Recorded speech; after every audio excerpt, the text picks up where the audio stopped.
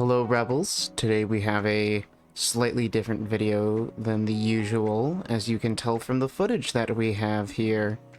Mr. Maleficent and I were able to go to Pax Unplugged 2023, not just for Lorcana, but for the event as a whole. But we wanted to document it and let you know exactly what it was that we were doing. In the footage, you can see playing in the background right here, Mr. Maleficent was able to sit down with three other people and do a 4-player game of Lorcana. It was probably about a third of the show floor was just tables for people to sit down and not just do card games or Lorcana, but board games. I was able to see, just tons of people just bringing out maybe stuff they bought on the floor or things they brought in, and just be able to experience that with other people who shared the same passion. So for the first day, we showed up, we got online for Lorcana product, since, it's been kind of hard to get a hold of for the second set. And after that, we just walked through the show floor, got our bearings of what the event was like, since neither of us have been before. And it was on the second day where I whipped out the camera and where you're getting all the footage that you see now. But let us jump away from this right now, and we'll get into the footage from when we showed up, to getting product, to what we were able to see on the show floor besides Lorcana, and then we'll get into some of the cards that we were able to get from the packs that we did buy, and then we'll finish off with the conclusion of the 4-player game, and see which one of the 4 players was able to take it in the end. So they initially lined us up in this queue hall here, where you can see quite far in line here. We'd go through security, through the big entrance that would welcome you to PAX there. I got here about 7:30ish, and they let you in at 8. Very different compared to previous experiences I've had, like at New York Comic Con, where I got there around 6. They let you in at 8 in that one too, to the queue hall. But, I'm way farther back in line, and I have to wait outside for those hours that you're waiting to get into the queue hall. And being in early October for New York Comic Con, quite cold. So yeah, this one was a little bit more of a pleasant and cozy experience. So once you went through security, made your way towards the queue hall itself and into there, that is where you would wait from 8 to 10. 10 o'clock being when PAX would officially open and you'd be let into the event. Now, as you can see here, the queue lines are quite packed. And that's because I took this video a little closer to 10 o'clock, when everybody was just about ready to be let in. Now, the first 2 lines were for Lorcana specifically. So if you didn't make it into those first 2 lines, you'd have to queue with everybody else and then filter into line afterwards. Though the way that they handled product at this event was different from New York Comic Con, where basically they just released everything, and when they ran out for the whole weekend. So we were able to come back later, closer to close for PAX, and they still had product available. So waiting in line right off the bat isn't 100% necessary. Now, since this was both of ours first time at PAX ever, for the first day we didn't record any footage. We just wanted to absorb the event and kind of get a feel for how it flowed. We didn't record any footage of what I'm about to talk about, unfortunately, due to this, but I still want to discuss it since it was pretty cool for our first day ever. Now, we were waiting in line. We sat next to some people, and one of them was in cosplay as the Inventor Gaston from the Sapphire card from the new starter deck. They had a YouTube channel as well. We were talking things, and I was like, hey, why don't we break out some of our cards here, because we all brought our Lorcana cards, and just play some games. And that was pretty cool. We did a 4-player game of Lorcana, using either playmats that we had with us or papers that we brought just to put the cards onto something. We were the first people in line to start doing that. Some of the Lorcana people, or the staff from Ravensburger, came over and were like taking pictures and recording us. It was quite cool. We then swapped from that to a game called Scout from Oink Games, who was also at the convention center there. Definitely a game I'd recommend. We had a lot of fun with that one too. And, you know, it was just a really cool first experience. Definitely something I won't forget. And that's just kind of like how different the atmosphere of this convention is. It's all about the games and just playing games as much as possible. You know, the convention didn't even start and we played 2 games of something. So once it hit 10 o'clock, the floodgates were open and people were allowed to stream into the convention center. Now, for us in the Ravensburger line, we had to wait a little bit longer because the ADA people had to go in first.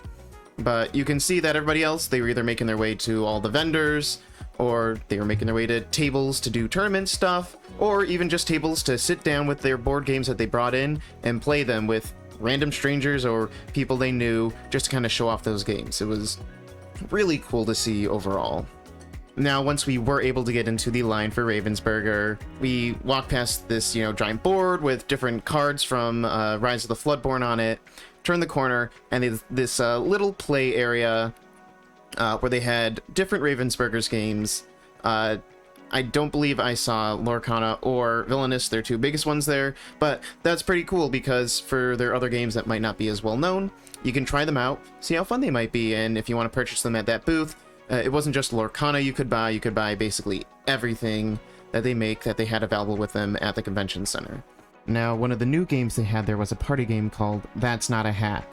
And they had a little promotion going where if you took a picture with the cone that's on the box for the game, put it on your head in that picture, and then shared it to social media, you could get a free copy of that game.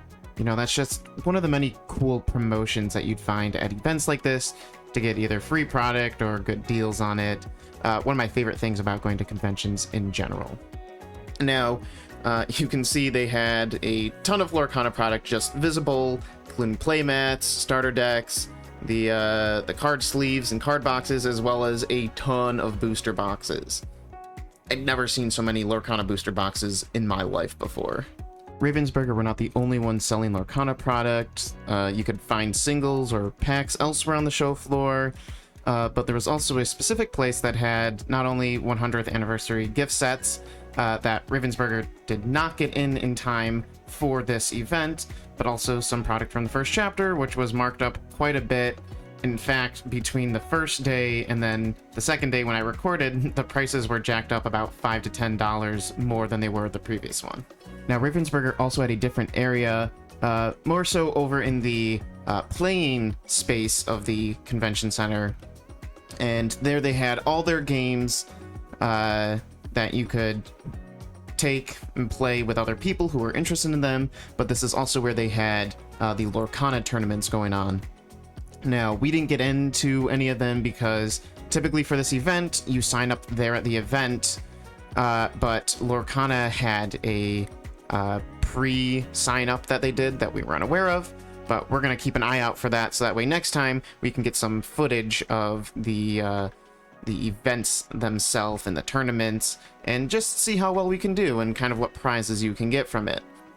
Stepping away from Lorcana for a bit, they also had a big showing for a bunch of other TCGs, including Pokemon. Now, they had this huge Pikachu floaty up in the air, and just designating this as the area. And it's this giant open space called a Play Lab, where you could just come in, you know, just play against other people that you knew in this specific environment. I know there was promos that you could get, but they also had these screens so you could just watch people play without even having to go inside the area itself.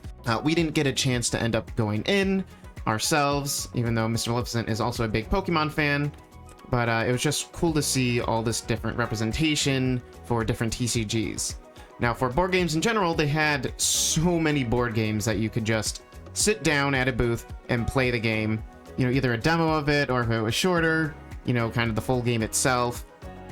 And just to be able to take a day and just try out so many different games is just so cool, especially because it's like before you buy the product, you can sit down and try it. It's, you know, one of the best things to do. I think one of the hardest things when it comes to gaming in general is getting invested monetarily before you can even play it yourself.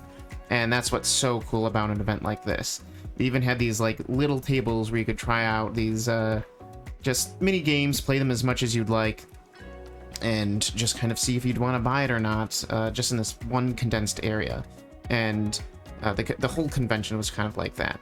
You know, we went to the booth for Frosthaven and Gloomhaven, and they had this new little Kickstarter game that's just like a $20, $30 box, just a small little box, could, you know, fit in the palm of your hand, and it has tons of hours of gameplay in it because it's meant to be a handheld, small, portable, you could play it on an airplane type of game, which I didn't even hear of until I went to the event. Super cool.